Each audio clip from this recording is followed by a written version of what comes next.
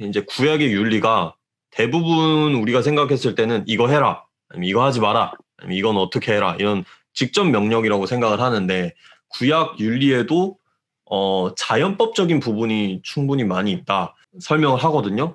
자연법이라는 게 그렇다면 직접 명령과는 어떠한 차이가 있는 용어인지 그리고 네네. 그것이 구약에 좀 어떻게 드러나 있는지 간단하게 설명을 좀 해주셨으면 좋겠습니다. 간단하게 방점을 찍고. 아니 길게 해주셔도 돼요. 아니, 맘새도록 아니에요. 해도 됩니다. 예, 전 너무 좋기 때문에. 그, 네. 뭐라 그럴까요? 그 자연법이라는 개념은요, 크게 두 가지 정도 개념이 있는 것 같은데요. 예, 뭐냐 하면은 인간의 양심에 새겨진 법이 있는 거죠. 그러니까 네, 사람이라면 누구나 다 그냥 공통적으로 이것은 옳은 것, 이것은 그른 거라고 인간이라면 공유할 만한 것이 있지 않겠냐라는 생각이 하나 있는 것 같고요. 네, 또 하나는 이 세상의 질서 혹은 세상의 이치라는 걸 또 음, 자연법이라고 얘기할 수 있는 것 같아요. 네, 네, 그리고 이제 그거를 저희가 가장 대중적인 언어로 풀자면 저는 그냥 그걸 상식이라고 이야기하고 싶거든요. 그러니까 구약 윤리가 자연법에 대해서도 호소한다. 음, 그러니까 그 얘기는 구약이 우리에게 옳고 그름을 판단하는 기준으로 음, 상식도 중요하게 써도 예, 예, 된다라고 이제 제시해 준다라고 이제 가장 대중적으로 풀 수 있을 것 같아요. 네, 근데 그렇다면 이제 그게 근거가 있어야 되잖아요.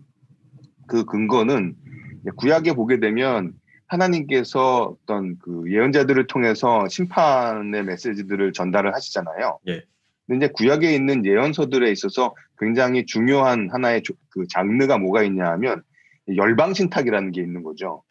그러니까 음, 예를 들면 이사야서나 예레미야나 에스겔 대예언서를 봐도 단순히 이스라엘이나 유다를 향한 메시지만 있는 게 아니라 네, 바벨론이라든지 아니면은 뭐 옆에 있는 모압이라든지 암몬이라든지 예, 예, 블레셋이라든지 아니 아수르 요런 다른 이방을 향한 메시지들도 담겨 있잖아요. 그렇죠, 네, 이방들을 하나님께서 심판하시거든요. 네, 그렇죠? 그리고 그거에 또한 대표적인 본문이 아모스서 1장하고 2장이에요. 예, 그 각각의 책들마다 열방 신탁이 들어가 있는 부분들이 조금씩 다른데 네, 아모스 같은 경우에는 아니 1장, 2장 처음에 시작이 열방 신탁으로 시작을 하거든요.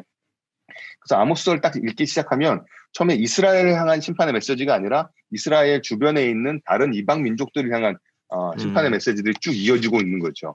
그러다가 이제 유다에 대한 심판을 이야기하고 그 다음에 이제 이스라엘의 심판으로 이어지는데 음, 질문은 이렇게 되는 거예요. 이스라엘이나 유다에게는 하나님께서 도덕적 책임을 물을 수 있는 근거가 있죠. 뭐냐 하면 율법을 하나님의 주셨으니까, 언약이라는 네, 근거가 있죠. 니네가 언약 백성인데 언약을 지키지 않았으니 그것에 대해서 내가 심판하겠다라고 말씀하실 수가 있잖아요. 예, 근데 문제는 그럼 언약 백성이 아닌 다른 이방 민족들은 뭘 기준으로 심판하시냐라는 것이죠. 그렇죠, 그, 근데 그거를 저희가 아모스서를 잠깐 잘 읽어보게 되면 네, 네, 네, 요에 아모스 1장 끝날 때쯤 보게 되면 그 암몬 자손에 대해서 심판을 했을 때 이런 표현을 쓰거든요. 네, 여호와께서 이와 같이 말씀하시되 암몬 자손의 서너 가지 죄로 말미암아 내가 그 벌을 돌이키지 아니하니니 이는 그들이 자기 지경을 넓히고자 하여 길르앗의 아이벤 여인의 배를 갈랐음이니라. 전쟁을 하는데 자기 땅을 넓히기 위해서 전쟁을 할 때 어떤 일을 음, 하냐면 그 상대편 사람 여인의 네, 아이를 뵌 여인의 배를 갈랐다는 거예요. 예, 예, 그렇기 때문에 내가 심판하겠다고 말씀하시는 거거든요. 네, 근데 구약 율법에 너희가 전쟁할 때 상대방 적군의 여성의 임신한 여성의 배를 가르면 안 된다. 이런 율법 있는 거 아니에요. 그렇죠?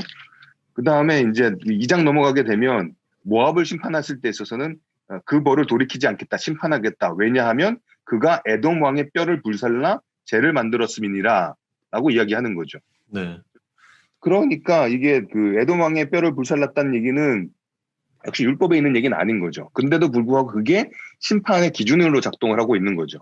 그 얘기는 인간이라면 해서는 안 되는 일이 있다는 거죠. 음, 그래서 이거는 뭐 개념적으로 얘기하면 이제 휴메니테리안 한 거죠. 그러니까 인간적으로 그러니까 반인륜적인 범죄인 거예요. 네, 네, 전쟁을 하면서 임신한 여인의 배를 갈랐다든지 뭐 이미 죽었던 사람의 그 예, 묘를 다 뒤집어 가지고 뼈를 다시 불살른다든지 이런 것들은 반인륜적인 범죄죠. 그럼 예, 그게 반인륜적이라는 기준이 뭐냐? 이거는 자연법이라는 거죠. 음, 인간이라면 이래서는 안 된다라는 기준이 하나님이 온 세상을 창조하신 창조주이시기 때문에 그 창조 세계에 그런 기준들을 깃들고 사람의 양심에 새기게 하셨다라고 이제 이야기를 할 수 있는 거죠. 그 다음에 이제 잠언 같은 걸 생각을 해보게 되면 잠언은 보니까 얼마 전에 이제 뭐죠 신학펀치에도 이 얘기가 딱 있었는데 네네, 나왔는데 맞아요. 네. 그 얘기를 제 민출살롱에서 먼저 했다라는 저의 안타까움이 이제 잠깐 있었죠. 거기서 잠언 같은데 보게 되면 이 이집트의 지혜와 이스라엘의 지혜가 굉장히 닮아 있어요. 그리고 네. 이집트의 지혜 문학을 읽어보게 되면 이게 이집트의 글인지 성경의 글인지 사실 네. 굉장히 헷갈릴 만큼 비슷하다는 거죠. 왜냐하면 하나님께서 인간에게 주신 상식적인 지혜들이 있다라는 거죠. 네.